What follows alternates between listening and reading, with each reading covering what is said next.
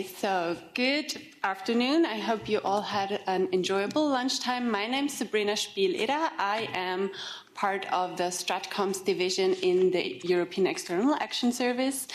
And we were kindly invited to organize, co-organize with our colleagues from DG Connect this session of the Connect University lecture series on disinformation.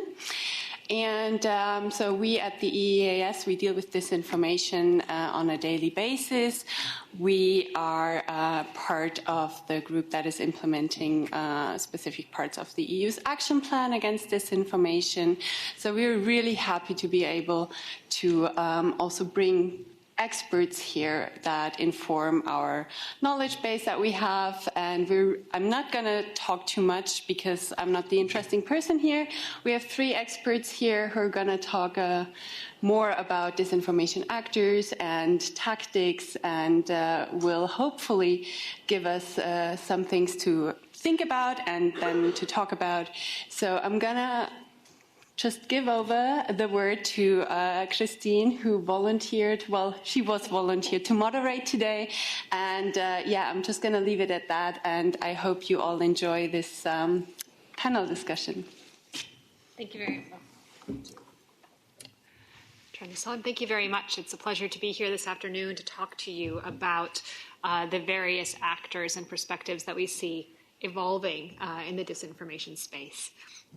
I am Christine Bedsinger. I'm a senior fellow at the Alliance for Securing Democracy, which is housed at the German Marshall Fund of the United States. What we do is that we try to understand and create recommendations for how to counter foreign influence and foreign interference from authoritarian actors in our democracies here in Europe and transatlantically. I am joined today to talk about these issues by two experts. We have Janke Ortel, who is the director of the China program at ECFR, and we have Andy Price, who's a Russia expert at the Foreign and Commonwealth Office of the UK. Andy, you come with us with a lot of experience, specifically looking at the Russian disinformation questions from the UK perspective. So over the next couple of hours, a little bit less, we're going to be delving into some of the smaller details and evolution here. I will start a bit dual-headed, both to make sure we stay mostly on time and also to provide a broader perspective initially. Then Andy will discuss the Russian aspect, and Janke will talk about China in this discussion. So we sit in Brussels and we sit in Europe, which has a extensive historical experience, knowledge of disinformation. If we look at the half of Europe that was behind the Iron Curtain 30 years ago, this was a part of the continent that did not come of age with the assumption that what they read and what they heard was the truth. So there is an extensive understanding across much of Europe about what the problem can be, what information is and what information is not. I also was born on the wrong side of that line, as a Latvian, and so understanding that and that history, I think, is very important. That experience has extended into this century as well, and that experience is not the same. What we're here to talk about is the evolution of how we transform from a communist era understanding of disinformation to disinformation and information manipulation in 2020 and what we anticipate moving forward. The place to start talking about this is to talk about Russia. And there are two different evolutions that we can look when we look at the Russian space. So we moved from an era of state-owned media and just the state directly through a newspaper or speeches having a line that is given to the population and to the world at large, to a much more diverse set of actors who are showing the world the line that is either directly from the state or could be in the interest of the state or is thought to that it would be well received by the state. This kind of change in actors and change in what the narrative is and could be is one transformation. So we're going just from having, Pravda in a print form to having the Internet Research Agency in St. Petersburg, right? And you have still the newspapers, and you still have radio. You have an incredible television industry, and now you have the internet world as well. And all of this has a role to play today, domestically, but really in our space as well. And the internet and the ability for state-owned and state-backed media to reach all of our populations in our own languages, wherever we are, is a very important transformation, and one that we look at ASD. So for me, besides the change in actors who are involved in the disinformation space in Russia, the second thing I think we should look at as well is, the focus of these operations of this attention. Until 2014, I'd say there was a large sense of, this is probably just a problem in the East. It's not that important. And then in 2016, beyond the 2014 the problems in Ukraine, we really see the fact that the old West is very much on the receiving end of all of these tactics, on the information side and broadly in the hybrid way. This is something that we are living through right now, and we can no longer say that this is just something for half of the continent or 1/4 of the transatlantic space to consider, but really something that all of us see domestically and broadly throughout our also big alliances and institutions. So this is not something that is confined to one country, one space, one form of media at all. A different transformation that we're seeing is also the move for a diversification of tools, tactics, and actors, and the interrelation between these things. So you have a switch also of actor, and that's what we're going to be really talking about today. We have external actors, state-led external actors, that are still probably a primary focus for many of us as we look at this.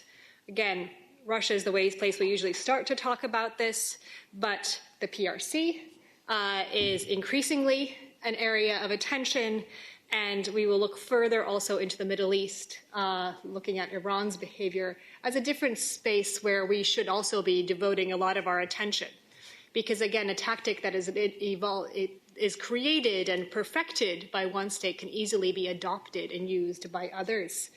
But it won't be adopted and used exactly in the same way. There will be differences in how these tools are used and modified given the aims and given the resources that each particular actor may have. So we have the state actors. A second area that we should look at is the external non-state extremist groups, for example. So when we look south, this is incredibly important to look at how, in a very traditional realm of conflict, potentially, we can have non-state extremist groups that have the reach using information tools into our societies and affect our security situation. And then the third place we have to look at is at home. And in the increasing adoption of the tools and tactics perhaps created elsewhere in our own societies, by extreme political groups, and at the same time, even by very mainstream domestic actors. And this is something that I think is especially alarming for us, because it is not something that we can just keep isolating over there, but we have to see how it is being used and normalized within our own societies. So there were two examples very recently that we can see for this month. We've seen the reporting on France Libre 24, so France Libre 24, which was which is something that looks like a French news site online, but it turns out to be run by Polish far-right actors, and that often, in fact, taking narratives that are created or at least propagated by sources in Russia through a Polish far-right group, published in French on a website that looks as though it is a French website. And that kind of mix of actor and location is something that we're seeing much more prominently today, and something that makes our understanding of what is a foreign threat and what is a domestic threat and what is a foreign tool and how do we understand where a narrative comes from. And all of this is becoming much more complicated and much more interlinked. So I think you can really see a really dramatic evolution from a 5 years ago looking simply at the IRA in St. Petersburg to a very different situation today.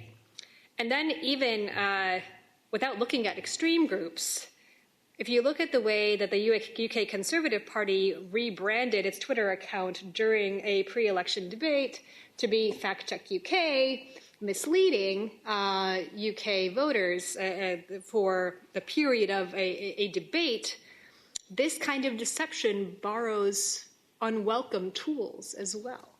So the slide of these tools moving from entirely external actors to even mainstream actors in our societies is something that we need to be aware of, and we need to create more awareness about and perhaps tools to counter.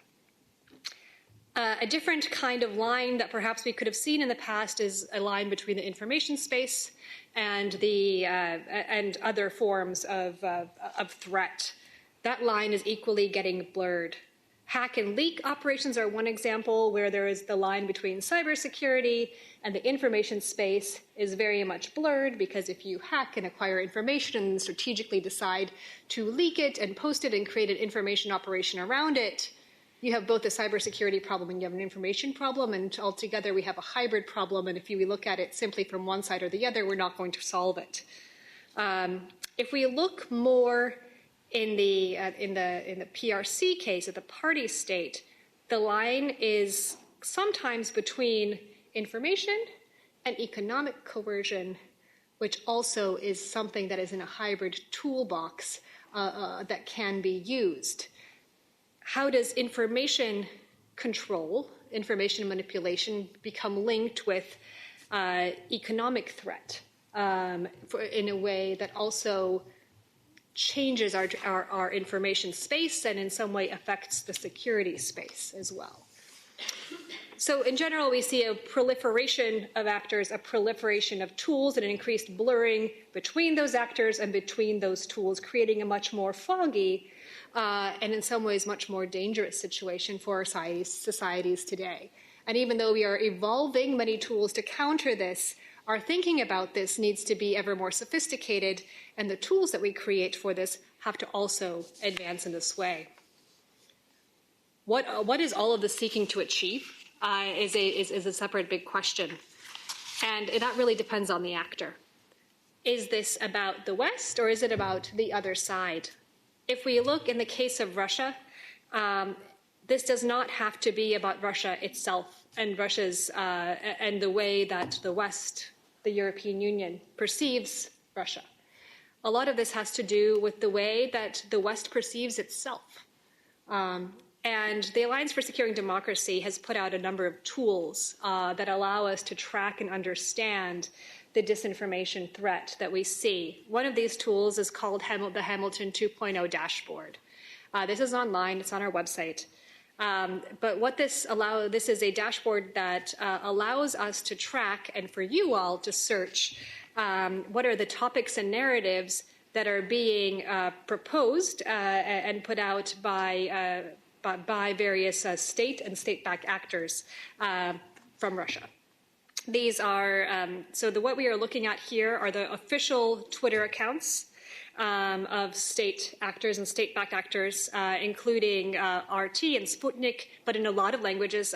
So RT, let's say in Spanish, and Sputnik in Turkish, so that you see the kind of narratives that are being promoted, again, by state sources and also by state-backed sources across the information space in various languages that get translated and all aggregated in one place and made searchable.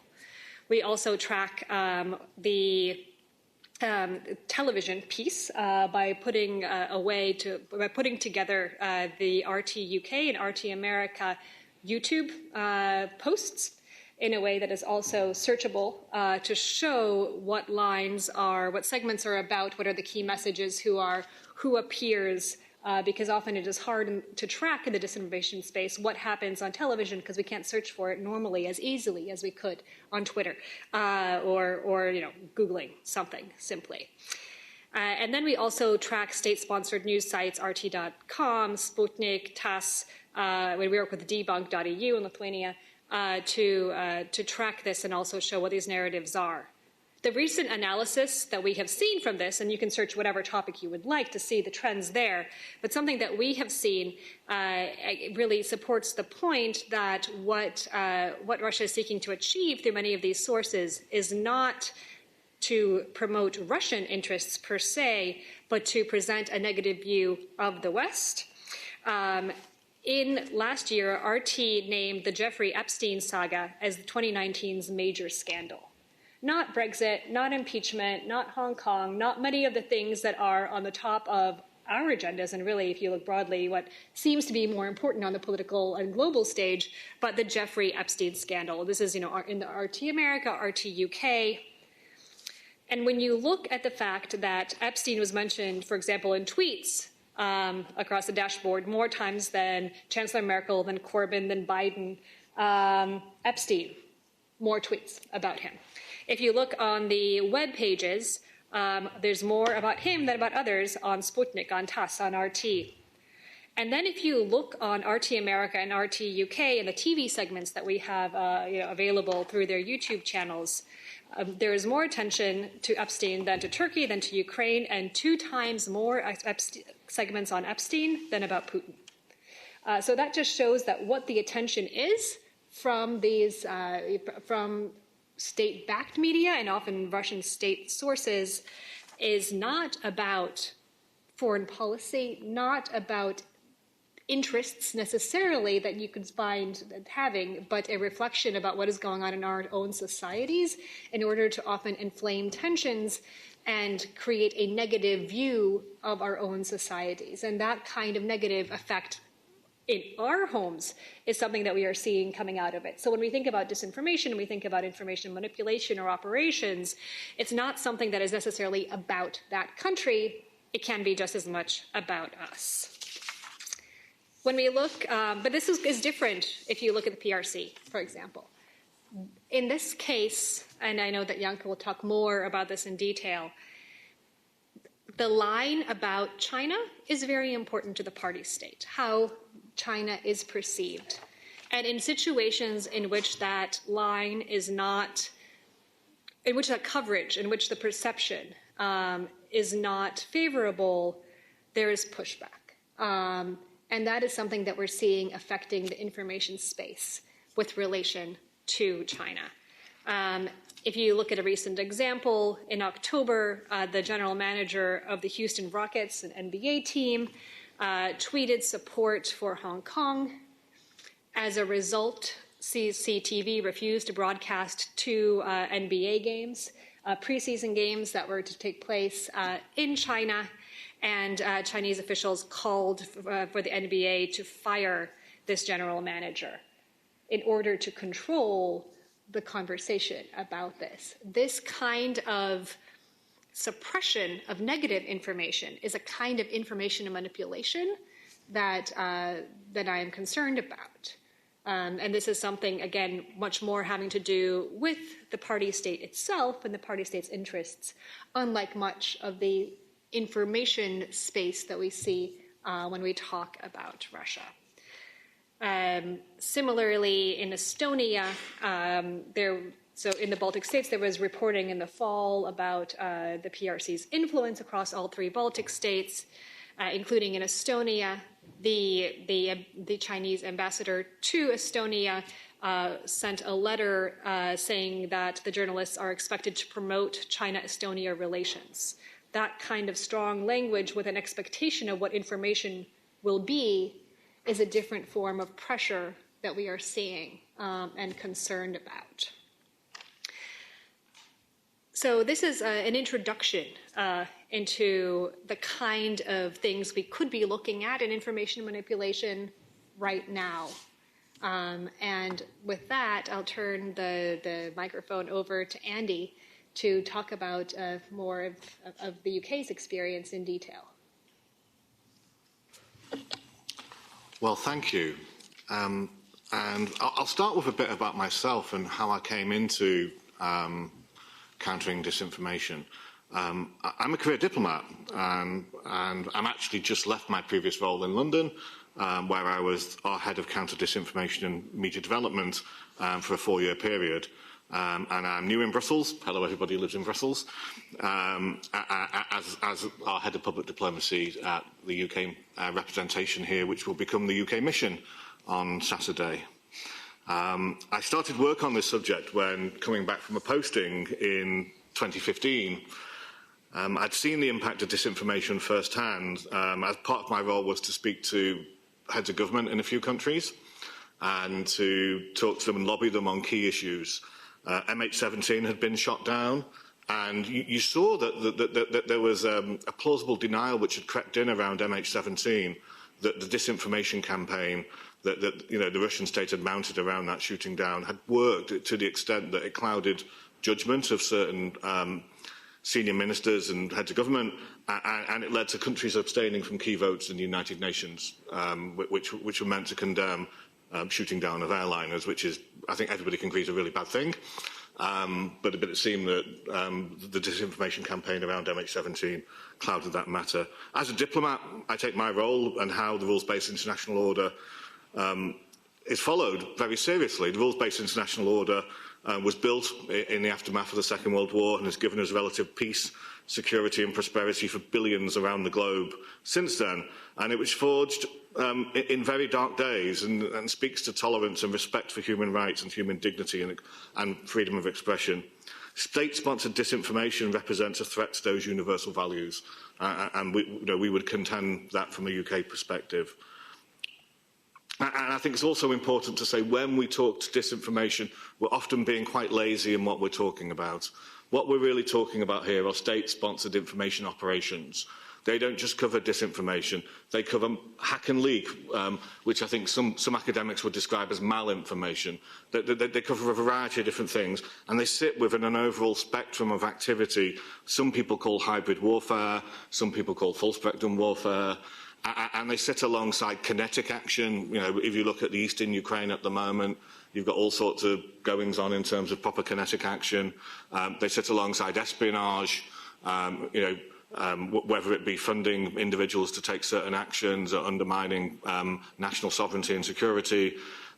They sit along cyber activity as something that hostile states have in their toolbox to use perhaps interchangeably. I don't think there's different, that somebody makes a decision just to do something on disinformation in a hostile state, that there is a wide range of tools which are considered and put into play. So I'd always suggest that when you think about disinformation as a topic, always think about how it's situated within a wider set of effects that are used by hostile states.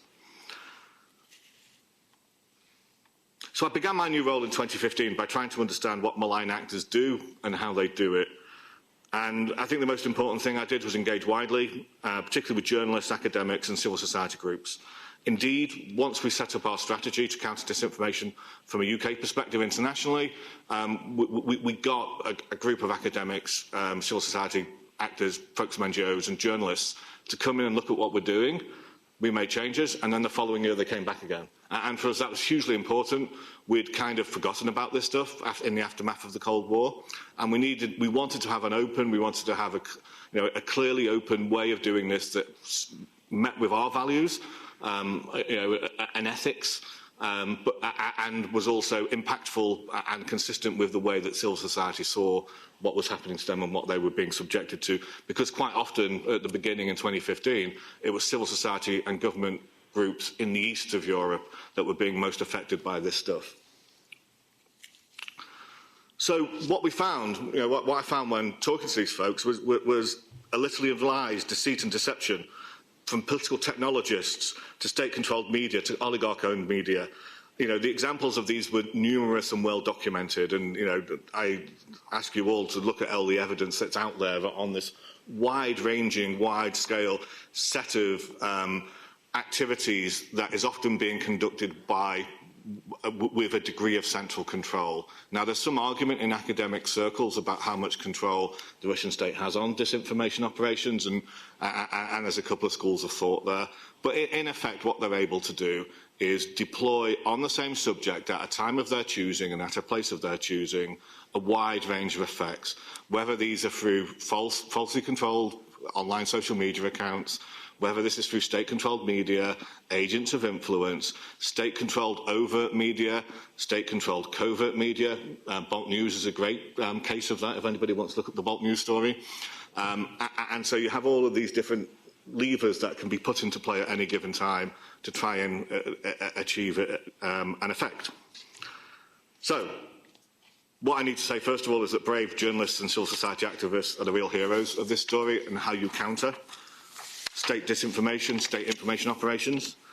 And I count myself fortunate to have the opportunity to work with these folks and also the brilliant people with the EA Stratcom teams and amazing colleagues back in London. We were really put to test from March 2018 onwards. Before then, we'd kind of been testing some stuff. We'd figured out some of the whole of society response to disinformation, how to counter it, but it wasn't until we had a constricted, concentrated campaign against our national interests after the Salisbury case started that we were able to really understand how to counter this properly. So to recap, for those of you who aren't up to date with the news, on the 4th of March 2018, Sergei Skripal and his 33-year-old daughter were found slipping in and out of consciousness in the beautiful English cathedral city of Salisbury with its 230-foot spire. I was in Brussels that day. I was actually at an event with the European Endowment for Democracy on supporting independent Russian language media. It became quite clear quickly that something had really gone wrong. And after my return to London, it was clear it wasn't an accident. But over the days, even before the Prime Minister spoke, let me see, 8 days after they were found.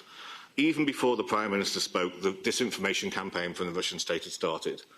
And we already had 3, 4, 5, 6, 7 alternative theories that were cranked out by state-owned media. So this wasn't even questionable whether the state were putting these out there. This was directly put through state-owned media. First of all, on the 8th of March, Russia 24 suggested accidental exposure due to the proximity of Porton Down. Russia 1 suggested suicide, clearly because addiction and stress are common amongst defectors.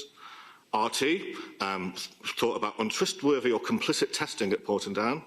RIA Novosti suggested an accidental overdose. Russia 1, on the 8th of March, suggested we were stoking Russophobia. And then State TV, in what we think was a possible error, said the Skripal assassination could have been a ploy to frame Russia and undermine Putin by a rival faction, which we thought was quite interesting at the time. So that's all very strange, given that the actual cause of the illness was not public knowledge at the time. And, you know, this is before our Prime Minister stood up in Parliament, said what had happened, and also said it's likely that this was the Russian state in that 8-day window. So from my own knowledge and consulting with colleagues at the External Action Service, within our allies, and most importantly with civil society activists and journalists, it was apparent this was straight from the MH17 playbook. Throw out lots of different narratives and try and confuse and try and deceive and try and obfuscate the truth. It didn't work this time. Why didn't it work? We'd been working with academia, the private sector, some NGOs, following disinformation activity online, sometimes using artificial intelligence in near real time in multiple languages. So for the first time, we were able to track disinformation in real time on multiple platforms in multiple languages, pretty much as it happened. And so we were able to build this picture. So when I was talking to all the different levers being used, that are used by hostile states before, we had evidence of how these were being used in conjunction with each other. We knew, thanks to brilliant research from people like Ben Nimmo, about narrative laundering and how narrative laundering works and how, how they attempt to do that. So you're able to track this activity, you're able to look at the different volumes of activity, the different narratives being used, the different types of accounts being used. And it gave you a wonderful picture across the piece. And because we had the resources to do it, we were able to track it. So communication-wise, the wider mission for government was clear here. We were there to tell the truth about what was happening and reassure the public about what was happening. And those efforts went well, and there were some great comms people in our government who were doing that. But to turn the tide against a huge volume of untruths amplified through social media, we needed to do more. And the fact is, you cannot rebut an untruth. I think at the height of the Ukraine crisis, somebody in London had the bright idea of sending a press officer to Kiev with the instruction to rebut everything the Russians are saying. I don't think that worked. Academic evidence shows this approach can be counterproductive. The more time you spend focusing on an initial libel, the more people hear the libel. So to effectively counter disinformation in the short term, you have to evidence a full campaign and use the actors' efforts against them. It's kind of like judo. Given the online nature of much of this activity, we decided to go online to do it. Yes, we included lines in what the Prime Minister and other ministers were saying, but what really cut through was online content that genuinely went viral. We produced a small number of short videos.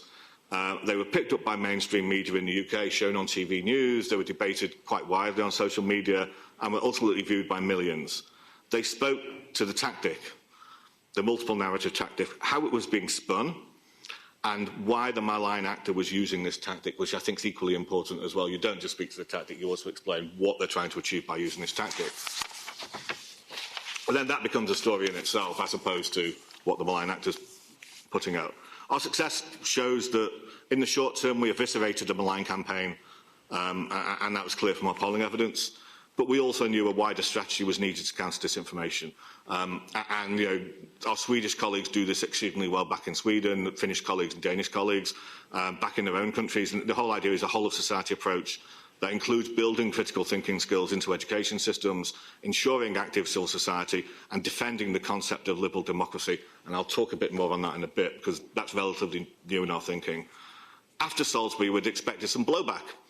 It came as a hack and leak operation, some malinformation on one of our project partners. We had been supporting the Integrity Initiative for a year or so. Its efforts were focused on spreading understanding of the blind tactics that disinformation actors use. They don't like that. They've had seminars in a number of countries and worked on a range of individuals who spoke at the seminars. The leaks purported to be from cyber guerrilla, but likely from the Russian state, weaponised our partners' internal documentation and sought to portray their activity as some kind of psychological operation aimed by the UK government at European states. What cyber guerrilla did not know is that we had been at pains to ensure all host governments where the initiative were active were already told about what they were doing, and in most cases the events were widely publicised. So it's actually quite a poor psychological operation if you tell host governments about it. More leaks followed. And the reality is, hack and leak, there's less you can do about hack and leak. This is malinformation. It's essentially a truth, but twisted to fit a malign narrative and often designed to marginalise a perceived opponent or set of activities. Think about politicians who have sex scandals made public, seemingly from hostile states. The whole idea there is to marginalise that politician and quieten a voice. In the end, because we uphold legal and ethical standards, because we got you guys in, NGOs, academia, and journalists in the first instance, the attack actually had no impact on our programme because we were doing what we were supposed to be doing. In fact, our investment in counter-disinformation work across Europe is now standing at over £100 million over 5 years. One thing we did do during our last election, as a result of all of this activity, was set up a cross-government monitoring cell that looks at disinformation and follows activity online in real time in multiple languages. And since the two direct disinformation attacks focused on the UK, we've seen a change in tactics and a real multiplication in the number of nature and actors in this space. So we've seen them do different things, and we're seeing more people doing it since then. So during successive election events, we have witnessed disinformation activity online, including hack and leaks, the use of fake accounts and the amplification of false narratives. But we don't think these have had the investment of previous campaigns. And some suggest they're conceived with the ambition of being spotted by civil society groups. They're doing it to be caught in many occasions.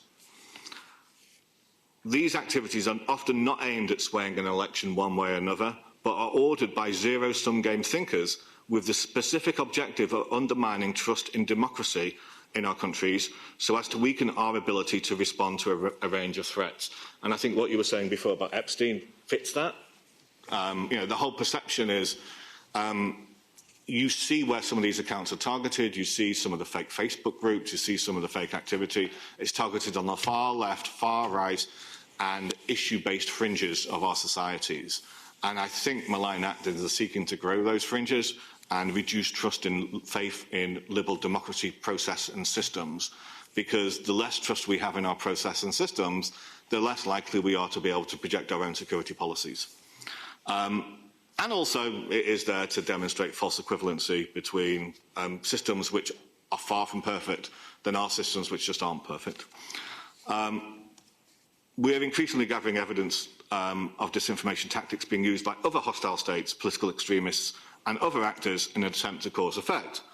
Some of the tactics are almost identical to those used by the Russian state, particularly those on social media, but other states rely on a wider range of tactics, with reference to the Chinese state earlier.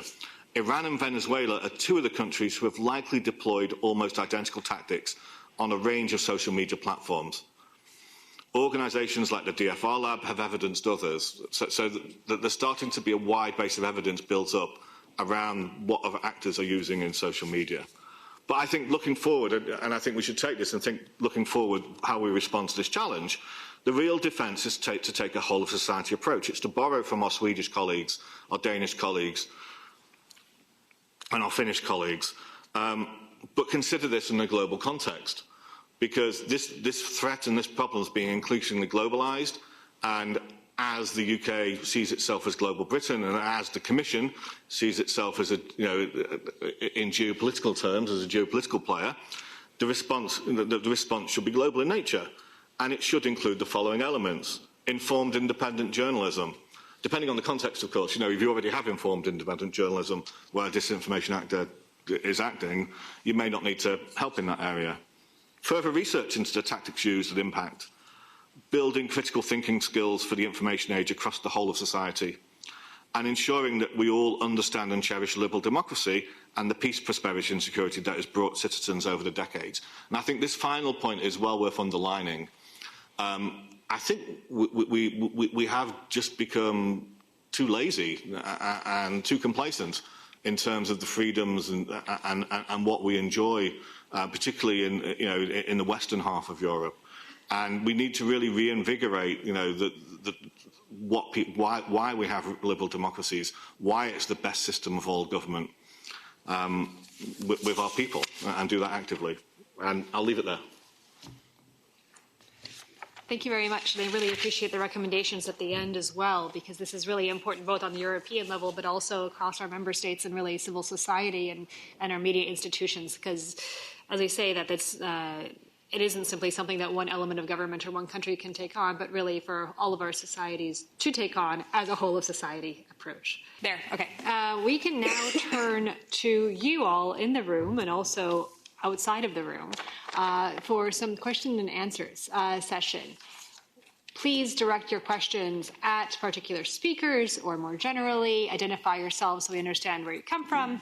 And over to you. Is there someone willing to kick off the question and answer part? I'll take maybe 3 questions in a circle. Is that okay with you? Okay, so right here, please.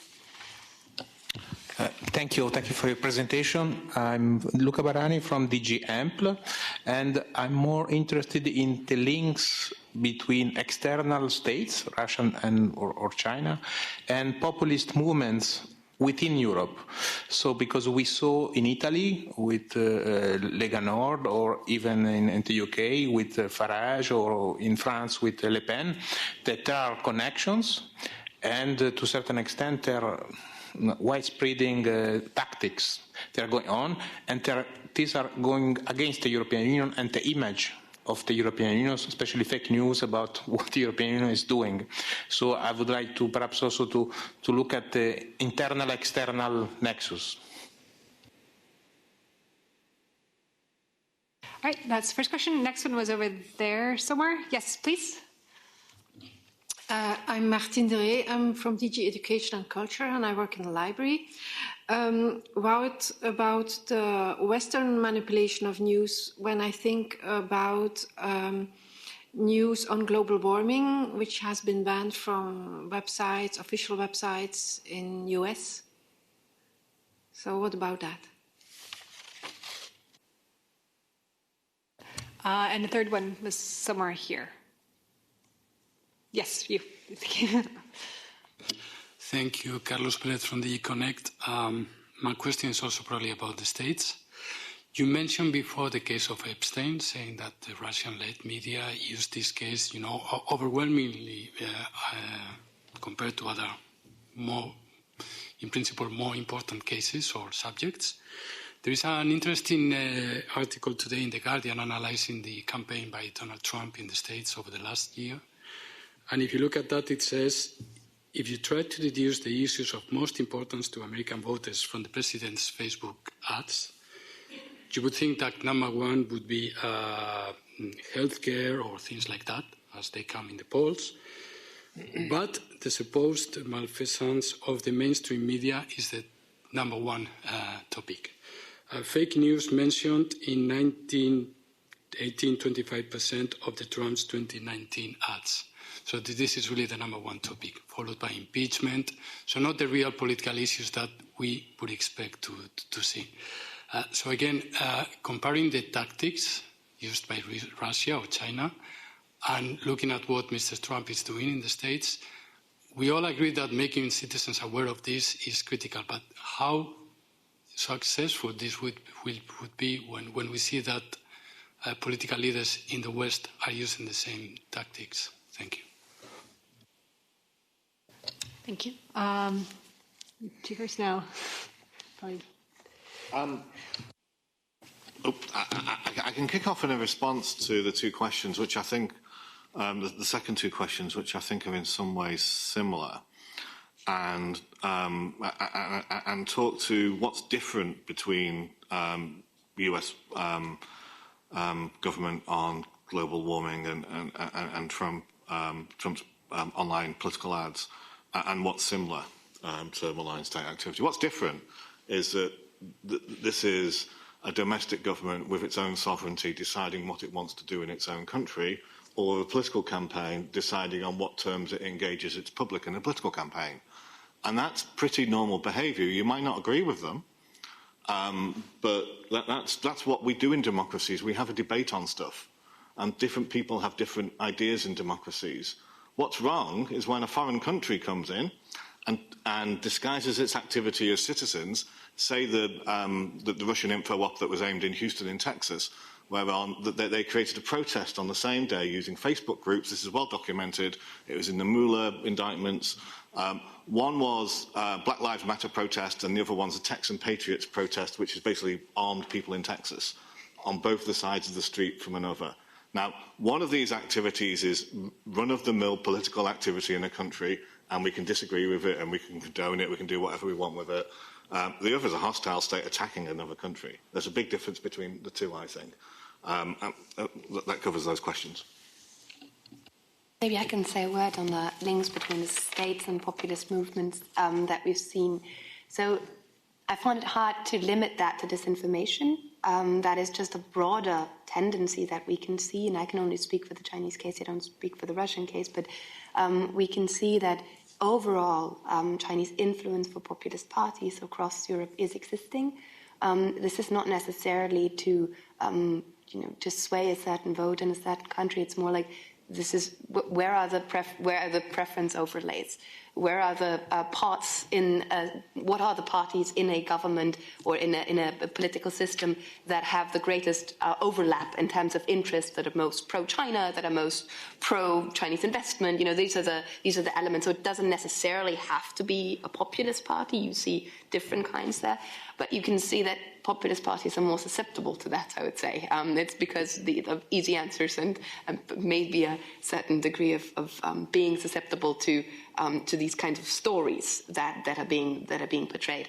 What you can see in terms of financing is that is actually a case that's also happening, that we can see that clearly. That also holds true for Russia. That's well documented. In the Italian case, the Chinese influence is actually quite large, also in terms of the economic impact that this has. But this is not something that is limited to disinformation. Obviously, certain actors that speak the language of the other country that is kind of pushing the narrative, but that's not the only element to it, I would say. There's more, there's greater linkages that kind of translate into economic dependence, that translate into societal dependencies there, or I would say not necessarily in the in just the information space. It's what we haven't seen so far as clearly is like actors completely taking over a Chinese narrative, for example, on anything other than Belt and Road. On the Belt and Road, we've actually seen it all over the place. It's been like a word that has kind of found its way into all of the conversations and all of everyone's kind of political wording. So that's one of the very successful campaigns, I would say, in terms of publicity campaigns. But that's all it is, and that's what it was intended to be. But we haven't seen it on very specific issues so far. But that's also because that's still a step away, I would say. I'll jump in first on the links between external actors and local and domestic populist groups. There are links there, and that they're in various elements. Some of them are, for example, on the financing element, but that is outside the realm of information. Exactly. What I think is important is the role of Russian state media or state-backed media as a content generator. That really matters then for a lot of the populist groups to have content to populate various news sites or feeds with, right? You do not. So some of the criticism in the past of Russian of some of the Russian state-owned media, state-backed media has been that they don't actually have that many followers. What matters is who are those followers and what is their reach, right? The sort of more network element here. It doesn't matter if, only 100 followers see a particular narrative, but if some of those are a populist group within a member state that can apply it and translate it into a local language and put it onto either a niche site or somehow get it into a major news site in a particular member state, this is incredibly important. This is, I think, especially important in places where you have a small language group where content generation is just a concern broadly that, you have websites and you have news sites that need to be populated. So in a smaller language market, having, picking up a narrative that comes from an external actor could have an outsized effect, because also the ability on a new issue or strange issue to counter that narrative is very challenging. Because what if you do not have widespread literacy in, a major foreign language to debunk the claims in the narrative put there? And that, I think, is the particularly worrisome piece here, with the link on the information and the content side between a Russian-generated topic or narrative and how it can really change a political landscape or a society's understanding of a problem. An issue, I think, where we see that kind of narrative control happening on the Russian side is RT's heavy emphasis on the bad health outcomes potentially from 5G, right? So if you have broadly, if you have a lot of information about 5G, which is something generally new to most of the population, coming from RT and the health concerns that are being put out through there, rather than talking about other elements, other opportunities, or are there other security elements in play, but really pushing a health narrative here, that has an impact on how a population will address an issue, right? And so, and if those concerns are picked up by more populist political groups and then brought to the bigger, national or European political level, this is hugely impactful, right? And that, I think, is something that we see, and we can really track the way that these narratives move from the external state through our societies and into our own political systems, and to the decisions made here in Brussels. Right, okay, so we have a question.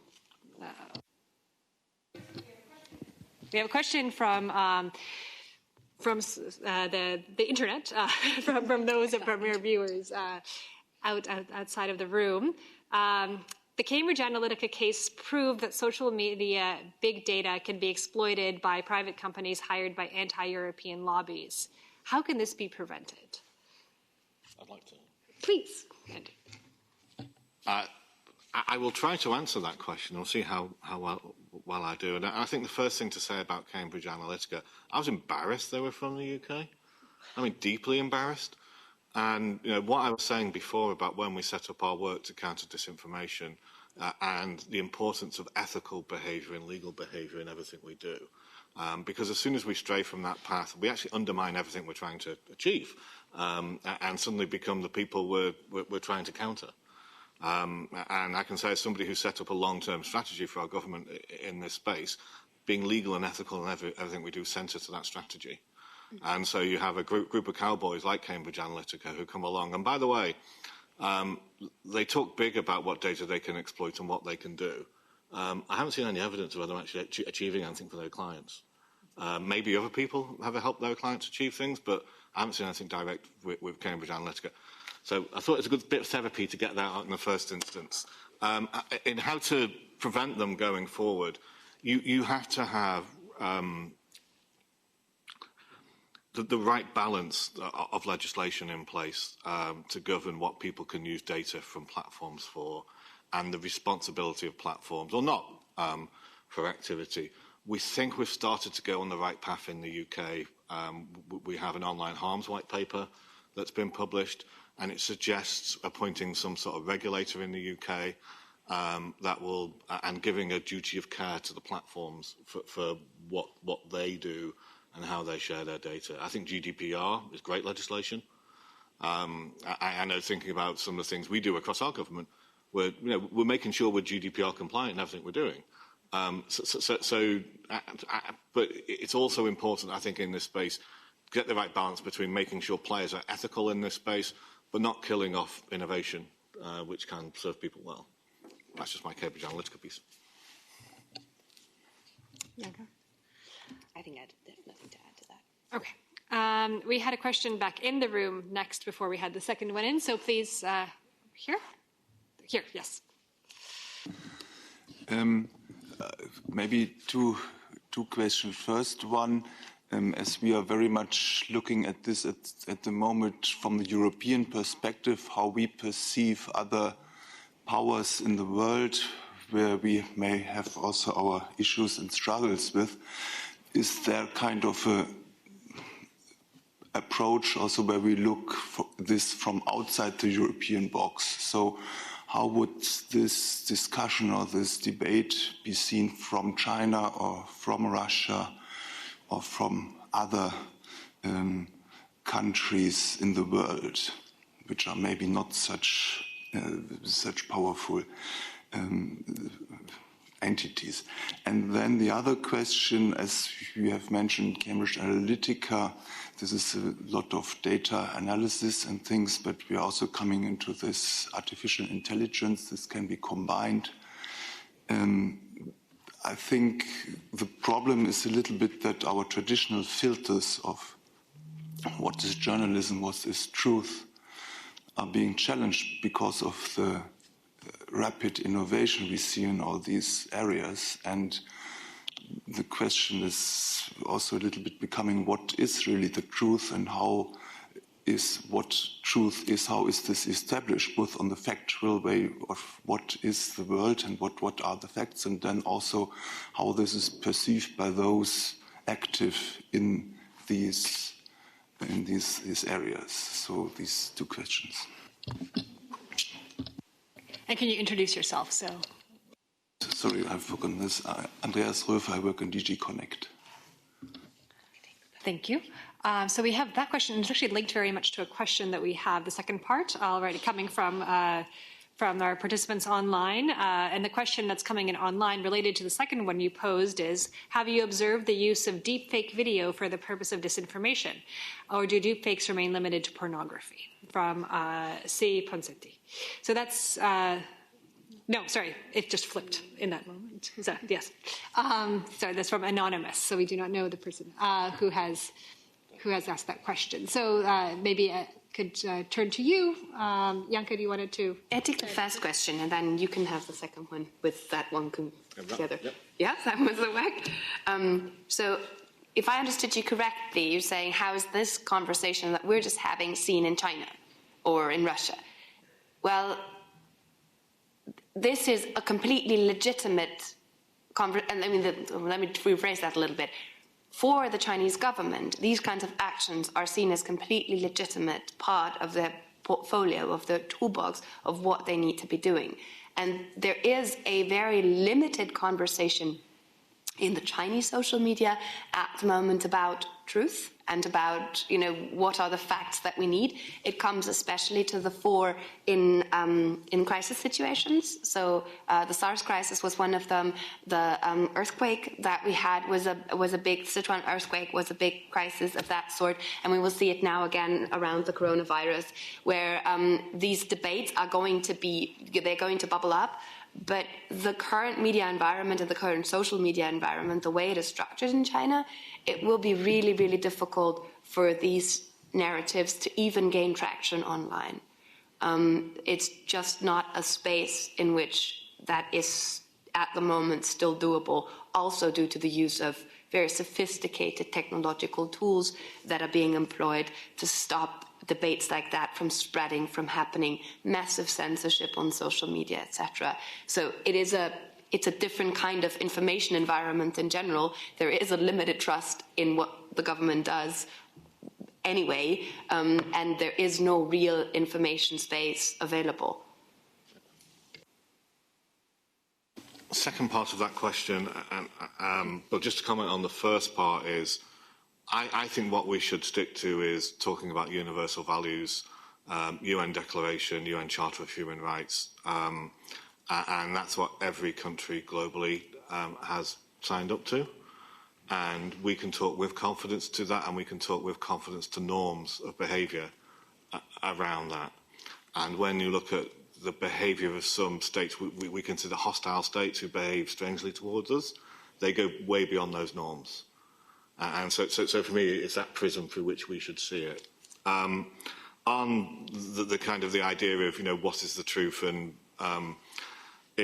you won't believe how many times we've had this discussion in London when talking about how to develop domestic policy to counter disinformation as part of online harms, and that we don't want to be the Ministry of Truth. We can't be in that position where, I know the platforms themselves, Facebook, have these kind of conversations too, that they don't want to be, nobody wants to be telling people what to think. And so for me, there's a piece there around getting regulation right and understanding intent when seeking out to do something. So in disinformation, for me, there's something around intent there. And of course, what we've done in the white paper around the role of the platforms and a duty of care on the platforms. But then the real solution here, which is actually talked to in another one of the questions there, is developing critical thinking skills across the population. And so people themselves can decide what's the truth, what's fair, what's unfair, and it's not government's role. We believe in freedom of speech, we believe in democracy. Governments should not be acting like hostile states.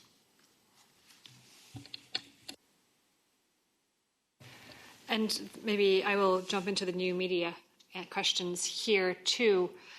Absolutely, it's a concern whether we have deepfake videos or other AI technologies that are entering our information space.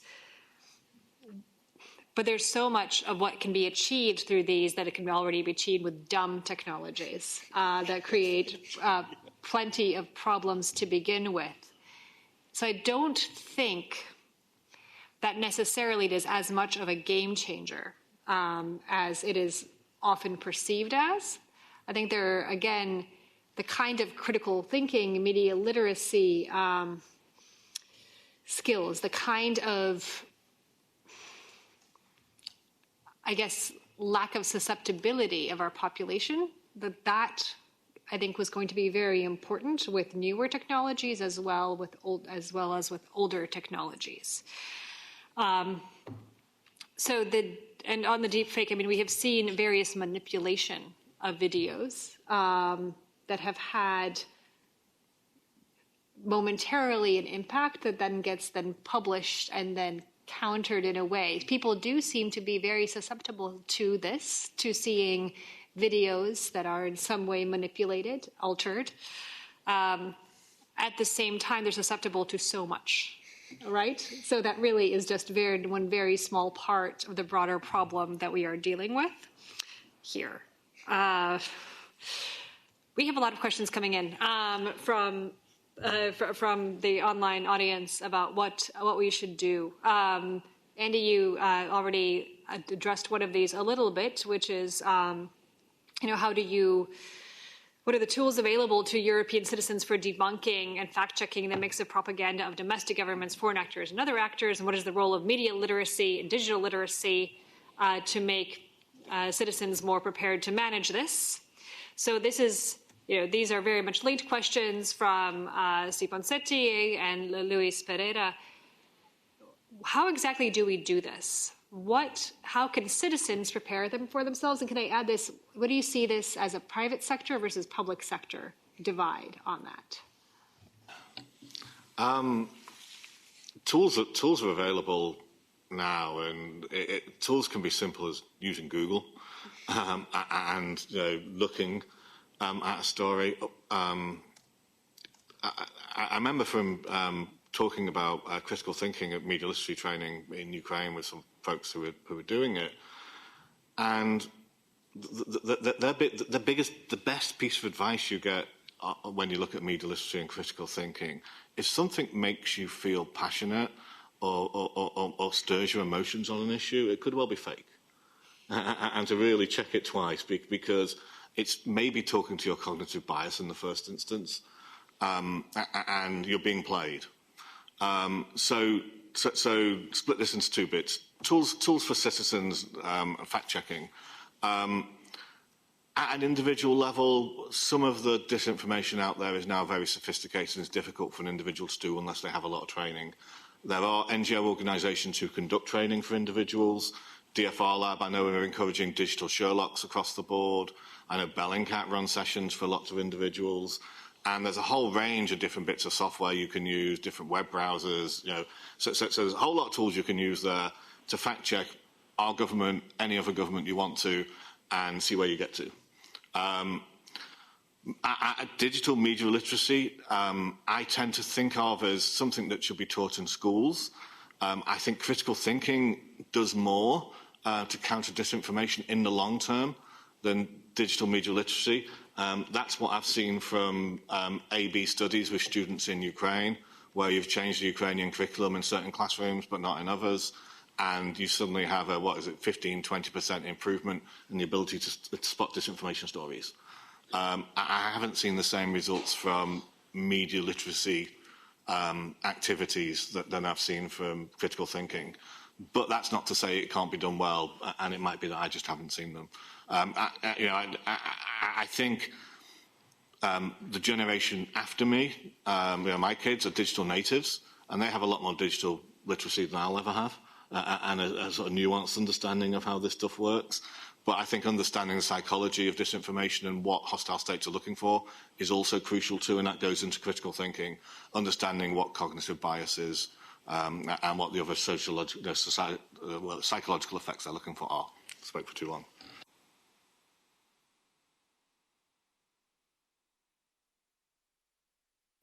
There was a question raised, how is it possible to tackle the problem at a global level when the EU and the US have a different vision of the internet than PRC and Russia? I think that's a very relevant one if we talk about how we are structured in this realm.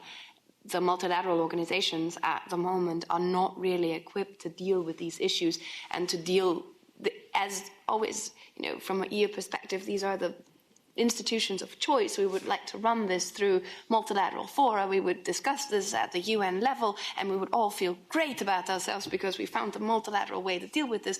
Whereas in reality, especially in this realm, all of this has been hijacked quite a bit by actors that have not nearly the same interests that we have.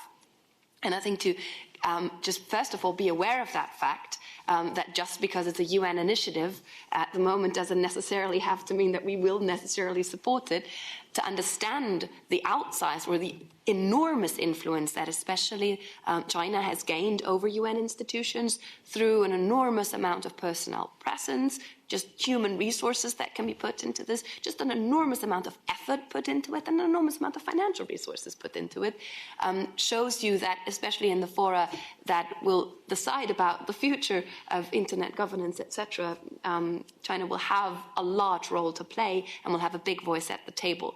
So to tackle that problem, we need to at least show the awareness of what's going on.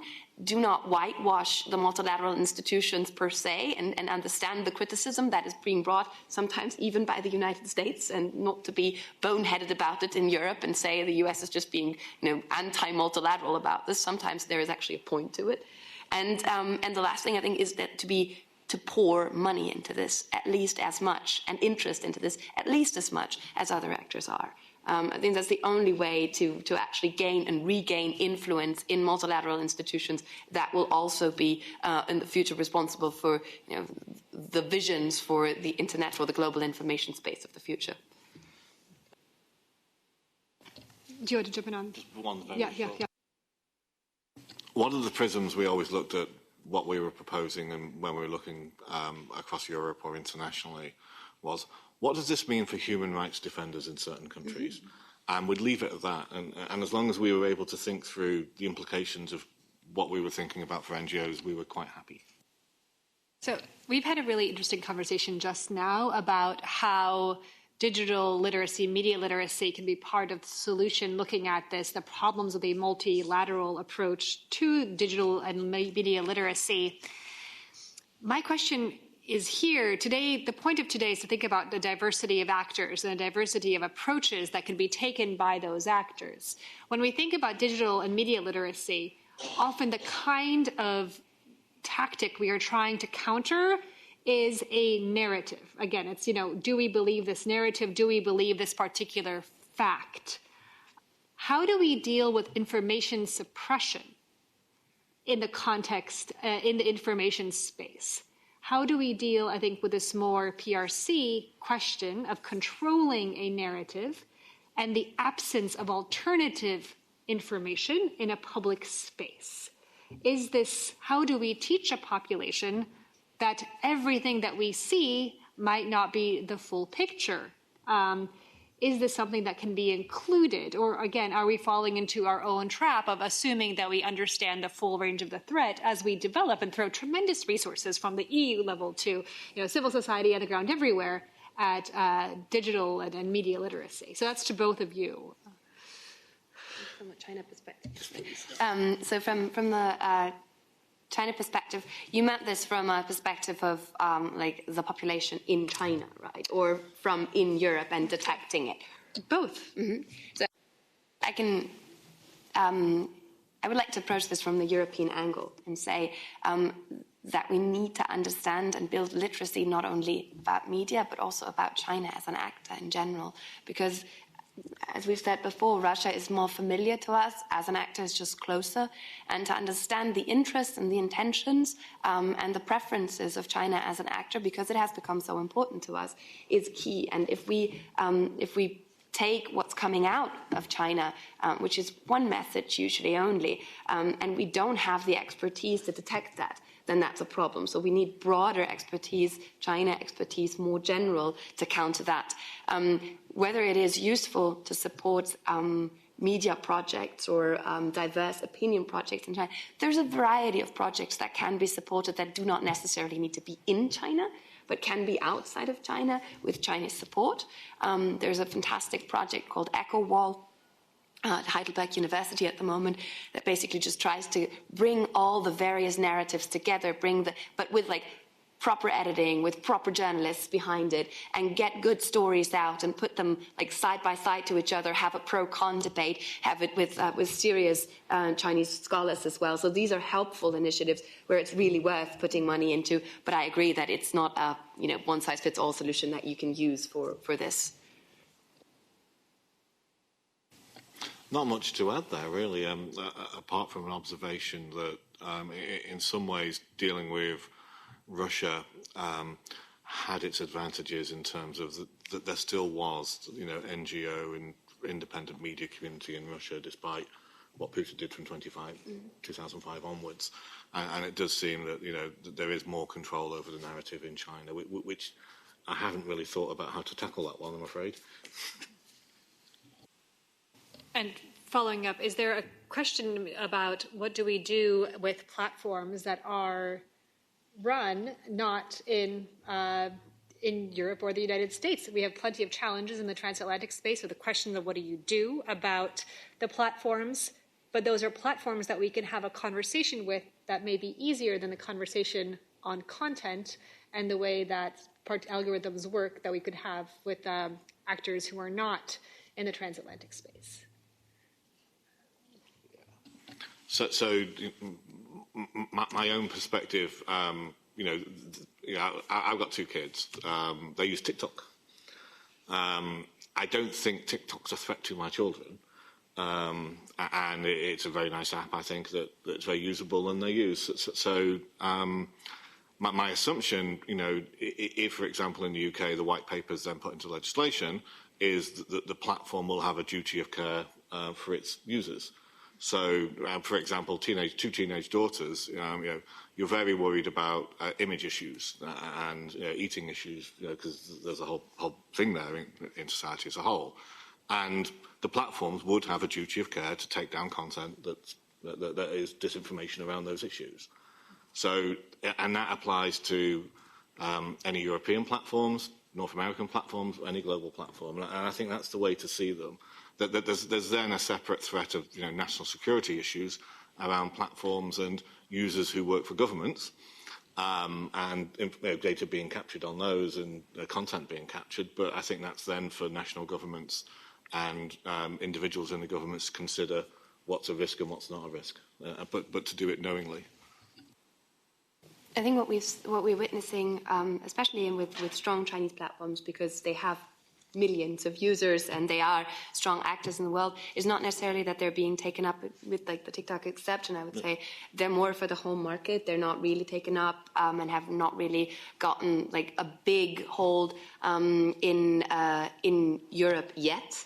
But with mobile payments, with WeChat being more important, with these becoming critical applications to use if you want to travel to China, if you want to engage with China, if you want to interact with China, and with the growing importance that China has for the economies here, this is only a matter of time. So for us to think now about the way how we could interact and how we could regulate some of this is a very solid question, but it's one that we have no answers so far that are really good, because it's really hard. Maybe that's the best way to put it. Maybe we should practice a little more with the transatlantic ones, then we can come up with better ideas for the Chinese ones so far.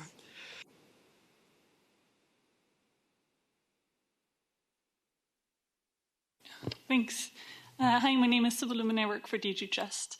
I just had a very quick question. I was very interested in your talks. From what I see, though, they're very limited to state actors. So we have less individual actors, organized actors, or private sector companies that are active in this field as well. And I'm wondering whether this limits our current analysis of possible strategies. So just to quickly summarize, from what I gather, it's important that we learn more about strategies and actors, and then we went through some of the problems. So if we have a narrative problem, we should enforce media literacy. If we have information suppression, we should support media pluralism. If there's divisive content, we should highlight the values and promote the achievements of democracy. But for example, if I look at private companies and other actors, what about amplification?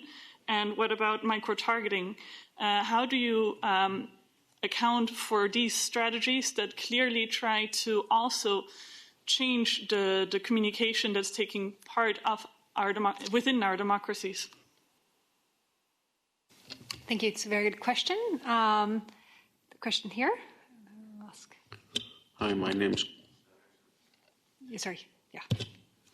from the European Parliament. I've got two questions, one very technical and one a bit wider. And start from the second one. I feel from what I hear you say that are we expanding the field a bit too much away from what, even, I don't know, 18 months ago we called disinformation, or even, to use an ancient expression, fake news, into a wholesale sort of propaganda war. You mentioned the Chinese 10-day hospital, but every country in the world has postured in that way since the dawn of time. So aren't we in running the danger of over-expanding an effort that needs to be far more concentrated? And the second one was, and also exposing us to even more of the argument, but you're doing the same thing, You're accusing Russia of doing that, but America or Europe are doing the same thing. And the second one, which was more technical, was how much value do you as practitioners put on early warning of such things? Because there's a whole industry that has developed and warning people, customers, as early as possible about the appearance of disinformation cases. And now with experience, with the years of experience we have, how important is that to, gain days, weeks, or whatever?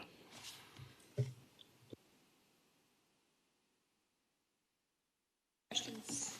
I'll happily take the first one and then your second point, sir. The first one about actors in the private sector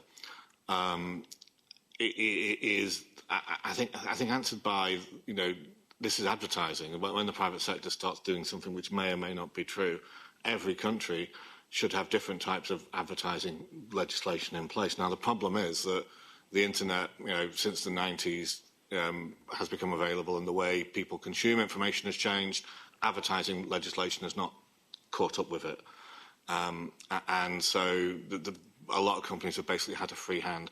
And I should also say that, just as background to talking about this and why I consider this is quite important, I first came across disinformation when I was in southern US talking about climate change in Texas. And a lot of the disinformation was being peddled by NGOs and oil companies at the time, and hitting on climate change. I'd actually, just out of interest, micro-targeting, I don't think there's anything wrong with micro-targeting. It's when they get it wrong, it's annoying. And, I've got one of my local news sites from the UK. This is the Liverpool Echo. Seniors over 50 should claim this new benefit. I'm not over 50 yet. No, these are the ads that I'm being micro-targeted with. So apart from finding them annoying and them being very funny, I don't see anything wrong with micro-targeting. I think it's an effective ad technique. It's making sure they're accountable for their ads, that they're not exploiting people in any way, and they're not, that they're relatively true what they're saying in their advertising and not making false claims. Second point, early warning, absolutely. We've done a lot of work on this in the UK. There's a unit in the central government that we call a rapid response unit that works on this, and then we've built a counter-disinformation cell in a couple of other government departments too, that looks across the piece and follows stuff pretty much live. On the private actor question, I would say it becomes especially problematic when it's then backed by the state. And that's what we can see that already happening. And I think it's if you have a narrative that's brought out by a company, and that is a company that has that promotes something that is of strategic interest of a state that is backing that company with authoritarian means, then you will see a great it grows then in terms of importance and in terms of the reach it has and in terms of the gravitas it becomes. So I would say that private actors themselves I wouldn't regard as that huge of a problem as much in comparison to the states, but when they come together it can be extremely powerful, and that's where I would be worried, and I think where we need to look at more, especially as companies of authoritarian states grow more important in the global scene in terms of just their economic numbers and their global presence. Are we expanding the field too much? I think that's a very relevant question. When I was preparing for this, I was thinking, do I keep this very narrow? Do I keep this just in terms of, what's the... But then you immediately start unraveling it a little bit, because you say, well, this sort of belongs to it as well, and this sort of belongs to this as well, and you can't really understand it without that element as well. So it's part of the problem that it really doesn't fit in a neat, nice little box. That's what makes it so complicated. That's why people that are, as a China scholar, you cover topics from, I do nuclear weapons and trade war. It's like but this one is kind of all over the place, because the job at the moment is to distinguish between all the kinds of different information you get, and to distinguish between, and this is what all people that are engaged in this are facing. So it's really hard to say that we're expanding it too much. I think we can still spot the difference between actual disinformation and kind of campaigns, political campaigns. There is a difference. It's just a matter of always being able to stick a label to it that I find problematic. But in general, I think it's, you can sort some of this out. I don't know if you would agree, Christine, but... Yeah. And I find drawing lines between these areas often artificial. And I think there are risks that of an overly narrow look at, for example, only foreign-generated narratives and accounts as being a problem. It wouldn't catch a lot of what then happens domestically and the impact it has on our political process.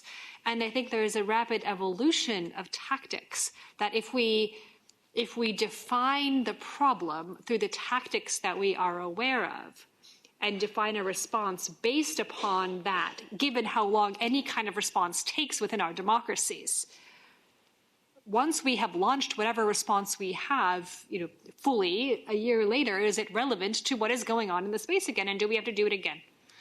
Is there flexibility in our understanding of it that is going to allow us to be a more rapid reactor and more robust and resilient to this in the future? That I think that we're really afraid of limiting our ability to do. And you have a retort to that, I see. Yes, I was again trying to be a bit practical in the sense I work for the unit dealing with disinformation in the European Parliament.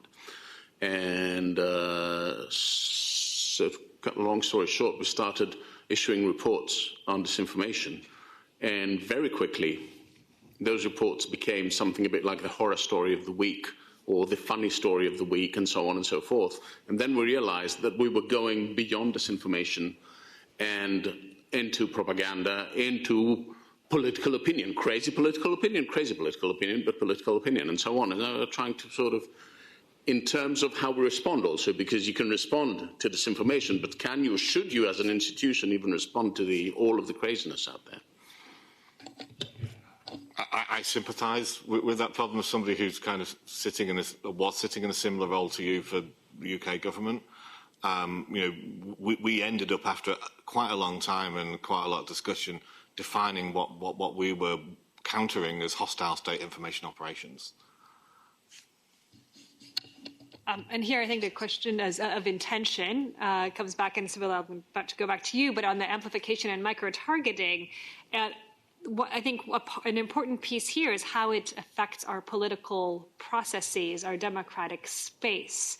And so when we look at the private actors involved, it's important to understand how they, again, distort our information space and the effect that can have on our political process. And I think that is a different way of looking at the tools that they offer and distinguish perhaps how we might approach general advertising and political advertising, and a lens for us to also not become overly expansive. But you're also jumping back into the conversation. Just very quickly, a brief comment, because I know that there are many other good questions. But I really enjoyed the point of a state actor and a private sector combining, and that being extremely difficult.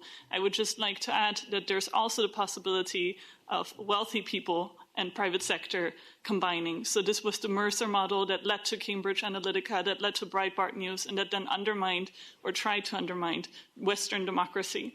So just to be aware that there are several actors and that they need different replies and legislation if we mean to protect, or what is the current word, make our democracy more resilient according to our headline ambitions?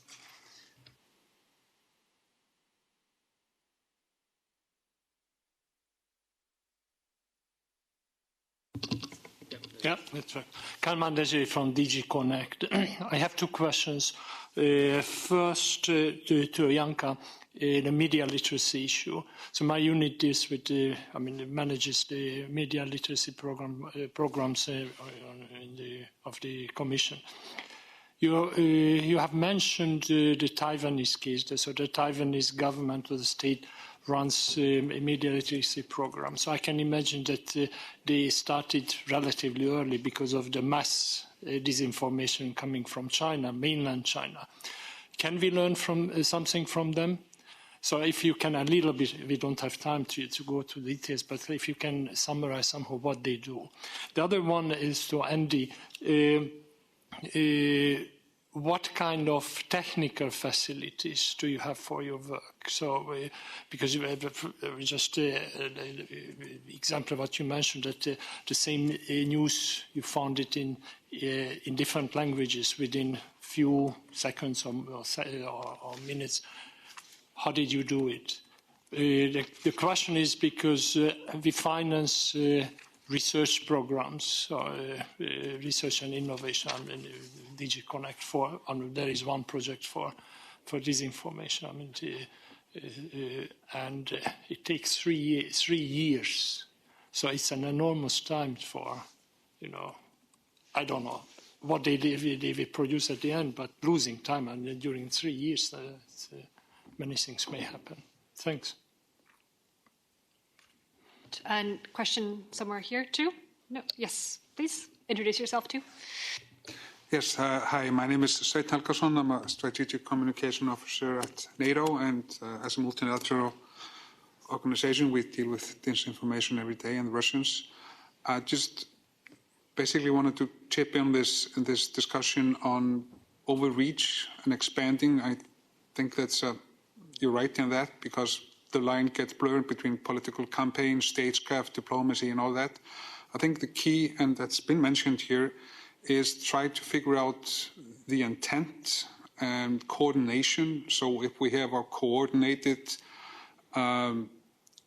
campaign with the intention of lying and reaching some strategic objectives, that at least ticks some of the boxes of what we call disinformation.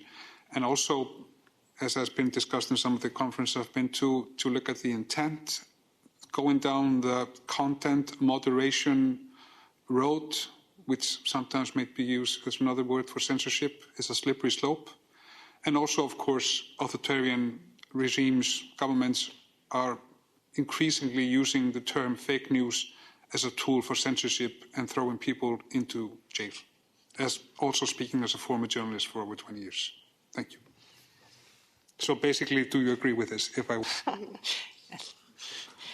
All right. So those are two questions, and there's one right here. So yeah, it's just I'm Mattia Braida from DG Connect as well. I work in communications instead. I just have a quick question building up on what Carmen was saying.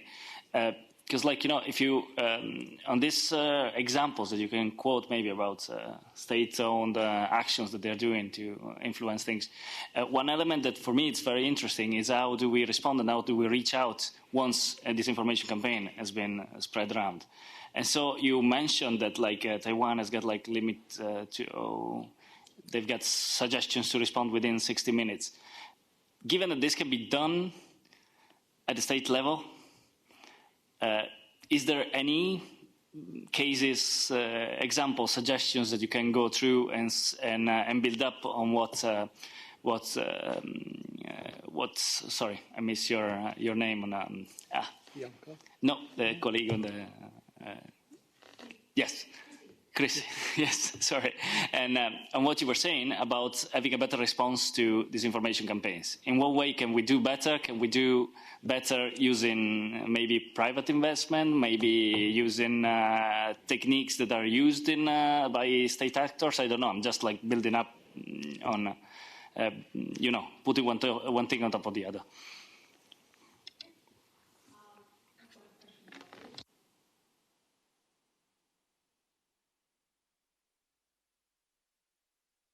One really quickly.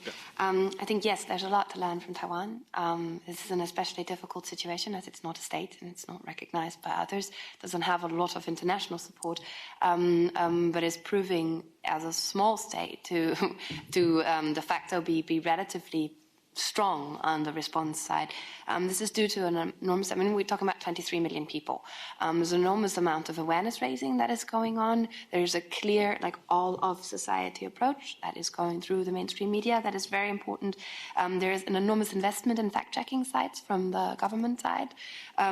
There are platforms that are pretty local, like the messaging service Line, which is a local service that is integrated into also this, they're talking a lot to each other. There's a lot of regulation that is going on where the government is just really close and they have a communication. There's a close cooperation with NGOs from around the globe that are actually helping out in identifying problems and in targeting. And there is an enormous amount of monitoring going on. If you're interested in it, I can connect you with some people that are currently on the ground doing that kind of research. It's an enormously interesting case. It warrants a lot of attention. I think in the long run, these are exactly the kind of field studies that we can use. Not all of this will be applicable for us. A lot of this is very specific to the case because it's a very, very specific situation with a very one-sided threat, and it's a very one-sided it's one angle that is basically taken on the problem, and that limits the variance that you see. That makes it a little less problematic to target, and maybe not all of the responses that can be found there are applicable then for our cases as well. But some of the tactics and technologies may be.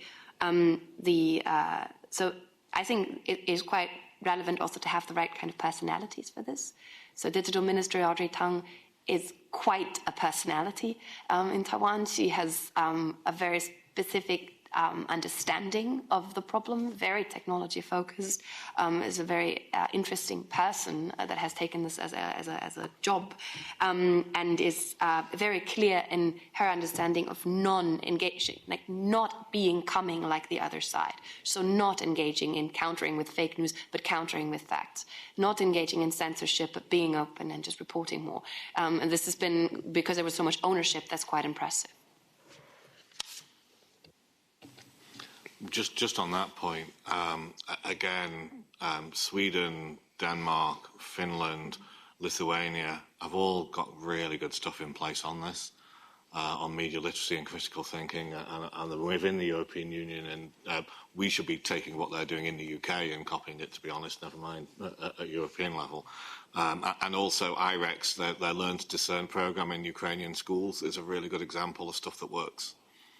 And has good data around it. On technical facilities, I think at the outset, when we wanted to demonstrate that evidence what was happening out there, we were clear that government wouldn't have all the facilities. So we work with a consortium of universities, private sector company, who it's easy with the private sector for them to bring in people with different languages. Than it is for a university who has very long, all the civil service, God knows how long to hire people, and and we wanted to be flexible in terms of what languages we were following when, and so that's why we had the private sector capability. The universities had built some of their own kit, so specialised computing and then software on top of it. So there's some really good research now that's 3 years, 4 years old in the UK that we're building on. And so bringing that together with the best of the private sector, the best comms agencies, the people who understand this, and then getting them together with the pointy heads in our government was really interesting, because they all started annoying each other very quickly. And it's very difficult to get them all to work together, but they are now. But there was a stage about last year that anybody I found discussing methodologies, I just wanted to kick, because they were all saying that the other person's methodology wasn't as good as theirs. And they're all very proud of their methodologies. It was really annoying. But yeah, so we did this by not doing it ourselves, by working with universities, really. On some of the other pieces about, how do you respond? And I think that there's a how not to respond. And I think that there are mandates to I mean, I think the Taiwanese example of a counter-narrative, of an explanation, of addressing openness quickly is a good way of responding, of acknowledging the threat, of trying to identify where it comes from, to show society what they are being faced with. Mandating quick content removal with severe penalties, I think, again, I agree with Sven, your point that it's very challenging to implement. It has censorship implications that I think can be very concerning. So instead, how do we be better, again, at advocating for ourselves, about ourselves, in line with our values, in a motivated and coherent fashion? That is perhaps the better look at a whole of society way, using global or our own examples. Those are things that we can look at, but I think there are negative examples globally that we don't want to necessarily implement, because again, that will strengthen the hand and the fear of, others using the fake news word, or, some of our leaders behaving in a way that is not necessarily very helpful either. So this is, these are us being our best selves and are using our strengths most wisely and our own entrepreneurship and our freedoms best. I think that is a very important way to respond. We have two questions here from the online participants, which is, what do we do about Euronews? Is this potentially disinformation? So what do we do about state or multilateral funding for news sites? I think there are various also across the member states, state-funded media that we can also look at. And what do you do about the PRC? Do we need an EAS task force for the Far East? I'll take the media one. My knowledge on PRC is terrible. So our approach is that independent media is shorthand for editorially independent media. And if media has a newsroom that doesn't listen to people, they're the good guys. If nobody can pick the phone up and say, you can't print that, you can't do A, B, C, or D, and you have to say this, they're the people you need in every country. So the Euronews example, I'm not too sure about Euronews' financial arrangements or who sits on the board of the Euronews, or perhaps I am, that's why I said it. It is, if the newsroom is entirely independent, it doesn't matter what its governance and financial arrangements are. It's all about that independence, and that can be demonstrated through study, through university. You can get a university, you can get postgraduate students to do comparative studies on editorial independence in different places. Speak to the newsroom; they'll tell you very quickly if they're not independent or who's picking up the phone. So yeah, that's all I've got to say on that one. My real heroes across this whole piece are editorially independent media in Eastern Europe, and they're the people who are out there on a daily basis, putting their lives at risk in many cases to get a story, and they're uncovering a side of this continent that we didn't realise existed a few years ago.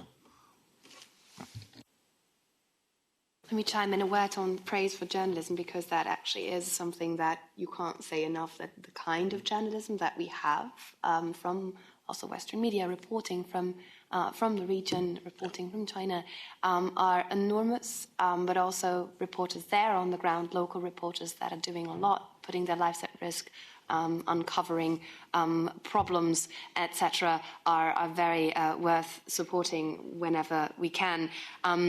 On the question of whether the EU needs another task force, not sure. Whether there's always an institutional response of that sort, that is the best reaction to it. I think this can be pondered. But in general, what we need is just to pay greater attention to what's going on further east, to just pay attention and build that into our institutional logic, build it into our DNA, basically that this is something that is just as relevant for the European Union as our conversations with all kinds of other partners and countries that challenge us in the way we live and the way we want our systems to be built.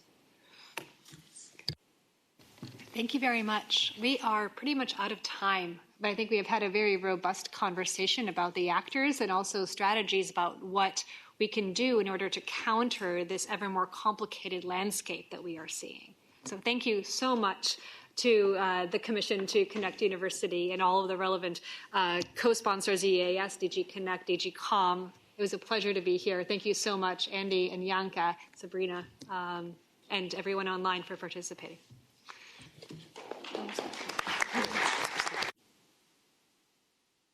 Just one last word from my side, then you are free to go. So thank you so much, our three experts. Check out their stuff if you're interested in what they're doing. So European Council on Foreign Relations, the German Marshall Fund Alliance for Securing Democracy, and the UK government. They actually have pretty good stuff you can read. So if you are interested in learning even more about disinformation, because 2 hours are not going to cut it, I'm sad to say, we are going to have our next session on the 20th of February on disinformation tactics. So if you like deep fakes, if you like how disinformation travels online, come join us. And yeah, double check your sources, think critically, and thank you so much for joining us today. Have a great day. Bye.